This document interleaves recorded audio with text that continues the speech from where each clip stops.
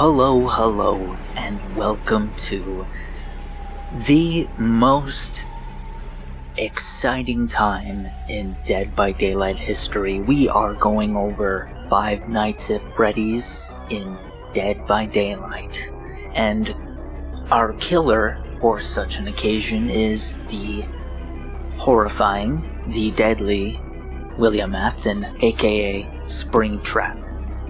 First thing I want to mention is the killer's design. You can't really go wrong, you just basically have to copy the design over from the original game, and they did it really well. I think they nailed it. There is a button that's supposed to be on Springtrap's torso that's missing. The pre-game lobby music for Springtrap is really interesting. It's very horror movie-esque, and sometimes a carousel will play every now and again. Similarly to how in the first game, Carousel would randomly play. Now, I decided to go against bots for the first match and the second match, but I just end up rage quitting after the second match. The next day, however, I decided to go and actually join an in-game lobby, but I did this after work and it was really late. So I basically, I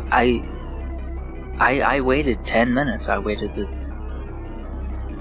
10 whole minutes, and then finally in the recording at 11:50 at the 11:50 mark, I finally make it into a match. So they added Springtrap.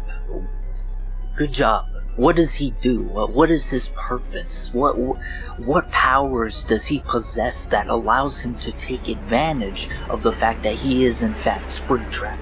Well, I'm glad you asked. Springtrap has two parts to his power, and in those parts you'll find a little bit of nuances that will affect gameplay. So, the first part of Springtrap's power is arguably his throwing axe. Springtrap has a knife as his regular melee, but he also has a throwing axe that he can throw and it'll stick to a survivor. Once that axe sticks to a survivor, you can then run up to them as Springtrap, and then you'll immediately grab them and then you can put them on hook. The other side to his power is the doors. Now, these doors allow you to teleport all over the map. You know, there are some doors that are literally right next to generators, so it's like, if you want to go to that generator, you might as well just take the door. If a survivor is traversing through the door, while you're going through it, you'll jump scare them. The throwing axe, if you throw it on the ground, like I do here, it'll allow you to move faster. The other aspect to his power is that survivors can use the doors to find Springtrap in the cameras, and you can basically get free what is it called? Free aura read on Springtrap with the cameras. But as Springtrap, if you know which door they're looking through, you can throw an axe on that door and then it'll disable the camera. You'll see it happen a couple times. Like, survivors will actually be able to get you, like, if not once, maybe at least a couple times. I should also talk about Springtrap's perks. I don't really like his third perk. I didn't really know when I would be able to use it, but I do have his other two perks, and I have them on right now, which is when a survivor looks at you, they scream and they reveal their aura. It is super chill perk, super easy to get behind. And then I also have Haywire, which is when a survivor gets off a door, one of the exit gates.